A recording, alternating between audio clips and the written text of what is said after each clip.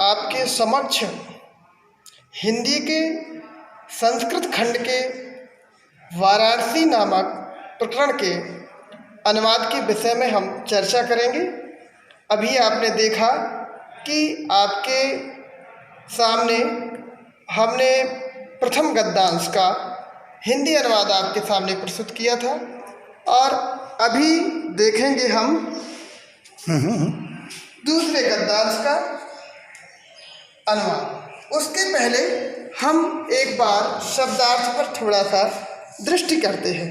तो देखिए यहाँ प्राचीन कालादेव अर्थात प्राचीन काल से ही, गेहे गेहे घर घर में, दिव्य अलौकिक, द्योतते प्रकाशित है, अधुना अब भी संस्कृत वागधारा, संस्कृत वाणी की धारा सततम निरंतर मूर्धन्याः उच्च कोटि के वैदिक वाङ्मयस्य वैदिक साहित्य के इदानीं इस समय निरता लगे हुए हैं गीर्वाणवाण्या देववाणी अर्थात संस्कृत के अध्ययन के लिए आगच्छन्ति आते हैं।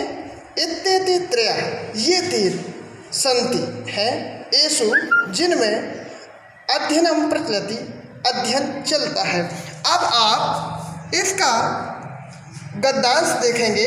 दूसरा गद्यांश है वाराणस्यां प्राचीन कालादेव गेहे गेहे विद्यायाः दिव्यम ज्योति द्योत्ते।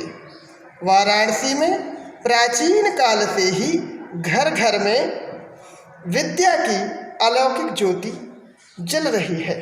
अधुना भी अत्र संस्कृत वागधारा सततम प्रवहति जनानां ज्ञानांच वर्धयति। अब भी यह संस्कृत वाणी की धारा निरंतर बहती है और लोगों के ज्ञान को बढ़ाती है। अत्र अनेके आचार्याः मूर्धन्यः विद्वांसः वैदिक वाङ्मयस्य अध्ययने अध्यापने च इदानीं निरता। यहाँ अनेकों आचार्य उच्च कोटि के विद्वान वैदिक साहित्य के अध्ययन और अध्यापन में इस समय लगे हुए हैं। न केवलं भारतीय अपितु वैदेशिकाः गीर्वाणवाण्यः अध्ययनाय अत्र आगच्छन्ति निःशुल्कं च विद्या गृह्णन्ति। न केवल भारतीय बल्कि विदेशी भी देववाणी संस्कृत के अध्ययन के लिए यहाँ आते हैं और निःशुल्क रूप से विद्या ग्रहण करते हैं। अत्र हिंदू विश्वविद्यालयः, संस्कृत विश्वविद्यालयः, काशी विद्यापीठम् इत्येते त्रयः विश्वविद्यालयाः सन्ति। येषु नवीनानां प्राचीनानां च ज्ञान विज्ञान विषयाणाम् अध्ययनं प्रचलति। यहाँ हिंदू विश्वविद्यालय, संस्कृत विश्वविद्यालय, काशी विद्यापीठ ये तीन विश्वविद्यालय हैं जिनमें नए पुराने ज्ञान विज्ञान के विषयों का अध्ययन चलता रहता है। प्रिय भैया बहनों, इस प्रकार से यह आपका दूसरा पैराग्राफ हुआ। अब हम तीसरे पैराग्राफ के बारे में चर्चा करते हैं। उससे पूर्व एक बार पुनः कुछ शब्दार्थ पर दृष्टि डाली जाए। देखिए, संस्कृत भाषायाश्च और संस्कृत भाषा का इत एव यहीं से संस्कृतेश्च और संस्कृति का प्रस्तुतः फैला है। तेसाम उनके तथा ऐसा यततैन कि उसने पारसी भाषायाम फारसी भाषा में। तो ऐसे ही कुछ कठिन से मैंने शब्दार्थ लिखे हुए हैं जो आपके सामने प्रस्तुत है। अब पुनः इस तीसरे पैराग्राफ का हम हिंदी में अनुवाद देखेंगे। ऐसा नगरी भारतीय संस्कृति संस्कृत भाषायाश्च केंद्र स्थलम अस्ति। यह नगर भारतीय संस्कृति और संस्कृत भाषा का केंद्र स्थल है। इत एव संस्कृत वाङ्मयस्य संस्कृतेश्च आलोकः सर्वत्र प्रसृता। यहीं से संस्कृत साहित्य का और संस्कृति का आलोक सब सब कहीं फैला हुआ है। मुगल युवराज दारा शिकोह अत्र आगत्य भारतीय दर्शन शास्त्राणाम अध्ययनम अकरोत्। मुगल युवराज दारा शिकोह ने यहाँ आकर भारतीय दर्शन शास्त्रों का अध्ययन किया। साथ येषां ज्ञानेन तथा प्रभावता अभवत् यत् तेन उपनिषदानाम अनुवादः पारसी भाषायां कारिता। वह उनके ज्ञान से ऐसा प्रभावित हुआ कि उसने उपनिषदों का अनुवाद फारसी भाषा में कराया। अब भैया बहनों हम चतुर्थ पैराग्राफ को देखेंगे। उससे पूर्व एक बार कुछ शब्दार्थ के विषय में थोड़ा सा देखते हैं। देखिए तो विविध धर्माणाम, अनेक धर्मों की, बहवा बहुत से, अत्रागत्य यहाँ आकर, सुयान अपने, प्रसारयान फैलाया, शिल्पानांच और शिल्पों के, कृत्य कार्यों के लिए, लोके विस्तृता संसार में प्रसिद्ध है।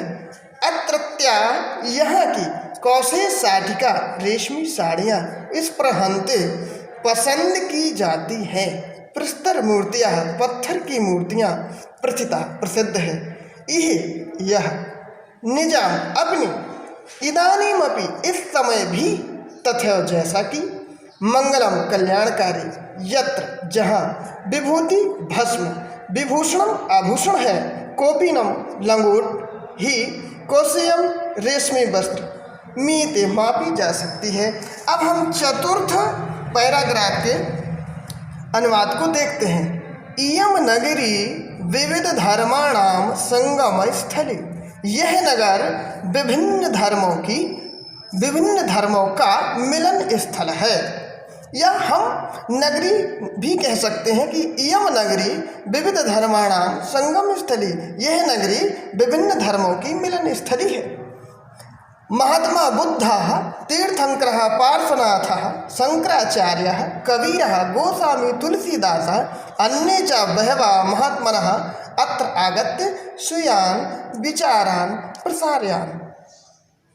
महात्मा बुद्ध, तीर्थंकर पार्श्वनाथ, शंकराचार्य, कबीरदास, गोस्वामी तुलसीदास और दूसरे अनेक महात्माओं ने यहाँ आकर अपने विचारों को फैलाया। न केवलम दर्शने साहित्ये धर्मे अपितु कला क्षेत्रे अपि इयं नगरी विविधानां कलानां शिल्पकलानां च कृते लोके विस्तृता। न केवल दर्शन साहित्य धर्म के लिए बल्कि कला के क्षेत्र में भी यह नगर विभिन्न कलाओं और शिल्प कला के कार्यों के लिए संसार में प्रसिद्ध है। अत्रत्या कौशे साटिका देशे देशे सर्वत्र स्पृहन्ते। यहाँ की रेशमी साड़ियाँ देश देशों में सब कहीं पसंद की जाती है। अत्र तत्या प्रस्तर मूर्तियाँ प्रथिता। यहाँ की पत्थर की मूर्तियाँ प्रसिद्ध है। इयम निजाम प्राचीनम परंपराम इदानीमपि परिपालयति। यह अपनी प्राचीन परंपरा का पालन इस समय भी करती है। तथा गीते कवि भी, जैसा कि कवियों के द्वारा गाया गया है। क्या? मरणम मंगलम यत्र विभूतश्च विभूषणम कोपीनम यत्र कोशेयम सा काशी कैन मीयते। जहाँ का मरना भी अर्थात जहाँ मृत्यु को प्राप्त होना भी कल्याणकारी है, जहाँ भस्म को ही आभूषण माना जाता है, जहाँ लंगोट ही रेशमी वस्त्र माना जाता है, ऐसी काशी की तुलना किससे की जा सकती है? अर्थात काशी अतुलनीय है। तो प्रिय भैया बहनों, यह पाठ आपको व्हाट्सएप के जरिए पूरा लिख करके भेजा जा चुका है। शब्दार्थ और प्रश्नोत्तर भी भेजे जा चुके हैं। अब इसका जो अनुवाद था वो मैंने आज आपको करके दिखाया और इस प्रकार से जो आपके पढ़ने में सहायता प्रदान